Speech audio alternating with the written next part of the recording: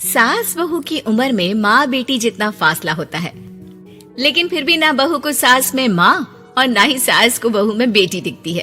कैसे?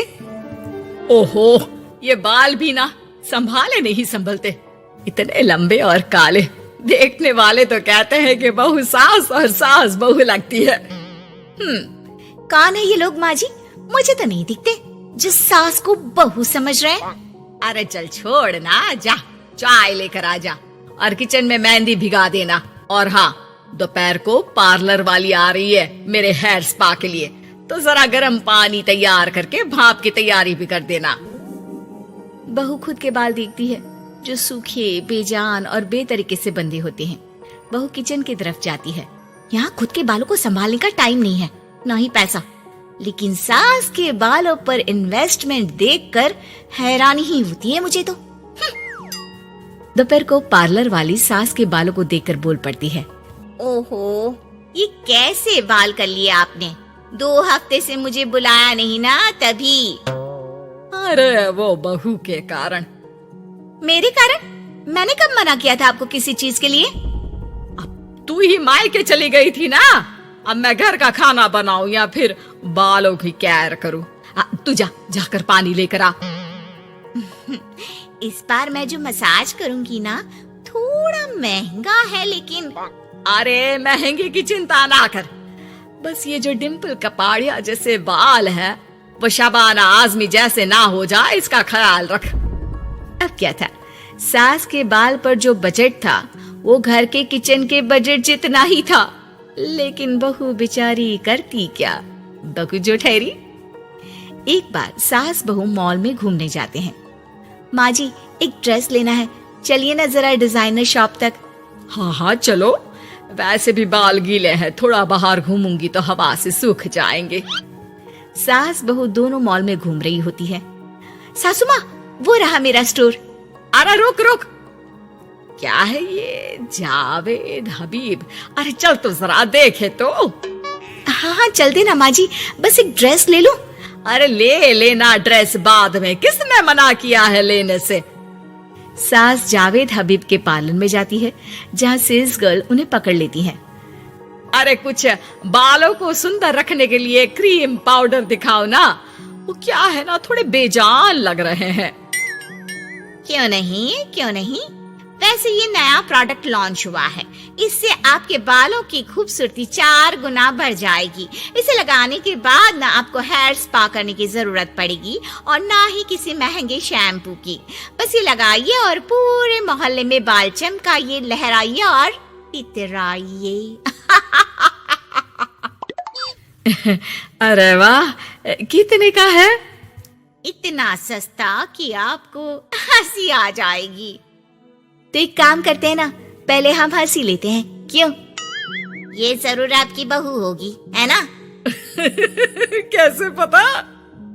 अरे भला कौन सी बहू चाहेगी कि सास के बाल सुंदर दिखे? मुझे नहीं लगता कि आप ये प्रोडक्ट ले पाएंगी। एक काम करिए, फिर कभी आइएगा। अरे ओए, पैक कर दी इसे, और सुन, 2 पैकेट पैक करना, और आज के बाद किसी सास बहू के बीच लड़ाई लगाने की कोशिश ना करना। सेल्स गर्ल मुस्कुराकर साथ खड़ी दोस्तों को देखती है और सामान पैक कर देती है। उन लोगों के जाने के बाद, देखा मैंने कैसे खेल खेला? बहू मानती तो मुसीबत, और ना मानती तो भी मुसीबत। वहीं सामान लेकर सास भी खुश बाहर निकलकर बहू से कहती है, अरे वाह बहू, अब देखना मेरे बाल ना और ज्यादा सुंदर हो जाएंगे। अब तो लोग मुझे देखकर जलने लगेंगे। वैसे जलन से याद आया, तुझे भी तो ड्रेस लेनी थी ना, चल ले लेते हैं। रहने दीजिए, पैसे किसके पास है जो ड्रेस ले लूं? आप तो अपने बाल लहरा लहरा कर इतराइए। मैं कोई पुरानी ड्रेस ही पहन लूंगी। चलो वो भी ठीक है बहू, देख हमेशा ना फालतू खर्चे से बचना चाहिए। मैं बिल्कुल फेवर में नहीं थी तेरी नई ड्रेस के लिए, फिर भी तुझे मना नहीं कर पा रही थी। बहू के तो मन में आता है कि सास की इस बात के बाद वो उन्हें इतना अच्छा करारा जवाब दे, लेकिन चुप हो जाती है। सास का बालों को लहराना और इतराना यूं ही चल रहा था। एक दिन, माँ जी, न जाने क्यों चक्कर आ रहा है, लगता नहीं कि मैं काम कर पाऊंगी, मैं अपने कमरे में आराम करने जा रही हूँ। थोड़ी देर बाद पति भी आ जाता है।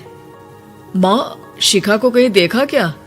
आज बहुत दिनों बाद घर की रसोई से इतनी अच्छी खुशबू आ रही है। मन तो कर रहा है कि बिना चेंज किए ही खाना खाने बैठ जाऊं।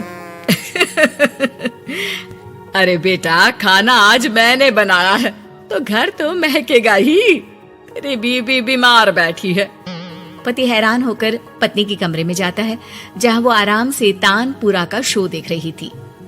अरे माँ ने तो बताया कि तुम ठीक नहीं हो, पेट में दर्द है। अरे नहीं, वो ना मेरा फेवरेट म्यूजिक शो आने वाला था। अब माँ की तो आदत पता है ना, ये बना दो, वो बना दो, ये दे दो, वो दे दो, तो बस मैंने बहाना बना लिया। पति बीवी की बात पर मुस्कुराता है और वहां से चला जाता है। दरअसल शिखा को म्यूजिक का बड़ा शौक था और उसके पसंदीदा संगीतकार उसके शहर में थे और संगीत की क्लास लेने वाले थे। अरे देखो देखो, ये धनवानी महाराज हमारे शहर में है, और तो और ये यहाँ सबको संगीत सिखाने के लिए आए हैं। मैं भी इनकी क्लास ज्वाइन करूंगी, कल जाकर पता करती हूँ। सास और पति भी शिखा की बात पर खुश हो जाते हैं। लेकिन अगले रोज जब शिखा वहां से वापस आती है तो उसका मुंह उतरा होता है। अरे क्या हो गया? तेरी शक्ल देखकर क्या उन लोगों ने तुझे लेने से मना कर दिया? पहली बार बहू सास के ताने का कोई जवाब नहीं देती और चुपचाप जाकर कमरे में बैठ जाती है, जहां पति कहता है, अरे क्या हो गया मेरी अनारकली, क्यों मुंह लटका रखा है? अरे कुछ नहीं, बस ऐसे ही। सास कमरे के बाहर जाकर खड़ी हो जाती है। अरे मुझे तो बताओ, क्या हो गया? शिखा रोने लगती है और रोते रोते बताती है कि वो लोग 1 लाख रुपए में कोर्स करा रहे, मैं इतने पैसे कहाँ से लाऊं? पति भी चुप हो जाता है, क्योंकि वो जानता है कि इतने पैसे का तो वो भी इंतजाम नहीं कर पाएगा।